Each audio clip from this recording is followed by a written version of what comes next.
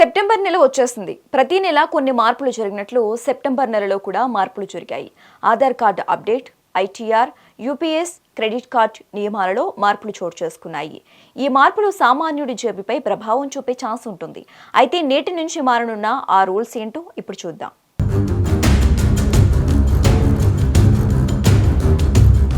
September నెల ఈ రోజు నుంచి ప్రారంభమవుతుంది.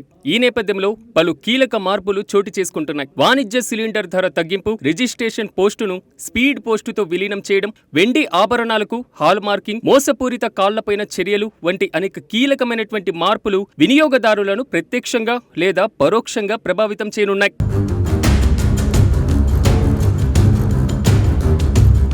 ఈ సంవత్సరం ఆదాయపు పన్ను రిటర్న్లను దాఖలు చేయడానికి చివరి తేదీని జూలై 30 నుండి సెప్టెంబర్ 15కు పొడిగించారు.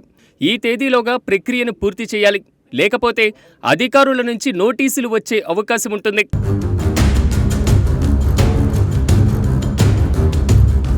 నేషనల్ పెన్షన్ సిస్టమ్ కింద యూనిఫైడ్ పెన్షన్ స్కీమ్లో కేంద్ర ప్రభుత్వం ఉద్యోగులను నమోదు చేసుకోవడానికి గడువు తేదీని పెంచారు.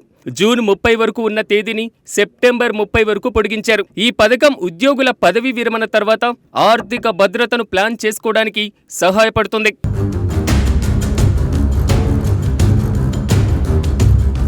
మరోవైపు పోస్టల్ శాఖ దేశీయ పోస్టల్ సర్వీస్ను స్పీడ్ పోస్టు సర్వీస్తో విలీనం చేసింది. దీంతో ఇకపై సాధారణ రిజిస్ట్రేషన్ పోస్టుల ద్వారా పంపిన ఏ డాక్యుమెంట్ అయినా స్పీడ్ పోస్టు ద్వారా వెళ్తుంది. దీనివల్ల ఏ పోస్టు వెళ్లినా కూడా తొందరగా వెళ్తాయి. అయితే ఛార్జీలు కూడా పెరిగే అవకాశం ఉంది.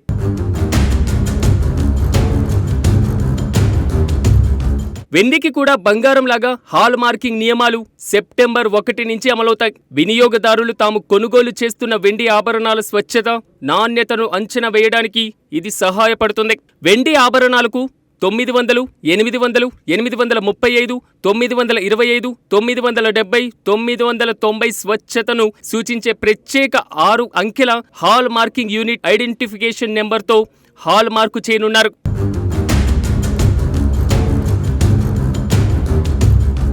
ఇండియన్ బ్యాంక్, ఐడిబిఐ బ్యాంకులు వంటి బ్యాంకులు ప్రస్తుతం కొన్ని ప్రత్యేక కాల పరిమితి ఎఫ్డీలను నిర్వహిస్తున్నాయి. ఇండియన్ బ్యాంక్ 444 రోజులు, 555 రోజుల పథకాలతో పెట్టుబడి పెట్టడానికి చివరి తేదీ సెప్టెంబర్ 30, 2025. అదేవిధంగా ఐడిబిఐ బ్యాంక్ 444 రోజుల, 555 రోజుల, 700 రోజుల ప్రత్యేక ఎఫ్డీలలో పెట్టుబడి పెట్టడానికి చివరి తేదీ కూడా సెప్టెంబర్ 30. నేటి నుంచి ఎస్బీఐ క్రెడిట్ కార్డుల రివార్డు పాయింట్ల ప్రోగ్రాంలో మార్పులు చేసింది. డిజిటల్ గేమింగ్ లేదా ప్రభుత్వ వెబ్సైట్లలో చేసే లావాదేవీలపైన ఇకపైన రివార్డు పాయింట్లు లభించవు.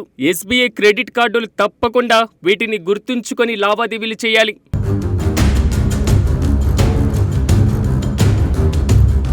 వాణిజ్య ఎల్పీజీ గ్యాస్ సిలిండర్ల ధరలు 51.50 రూపాయలు తగ్గాయి. ఈ ధరలు సెప్టెంబర్ 1 నుంచి అమల్లోకి వస్తాయి. ఢిల్లీలో 19 కిలోల వాణిజ్య ఎల్పీజీ సిలిండర్ రిటైల్ అమ్మకపు ధర సెప్టెంబర్ 1 నుంచి 1580 రూపాయలవుతుంది. అయితే 14.2 కిలోల గృహ సిలిండర్ల ధరలలో ఎలాంటి మార్పు లేదు.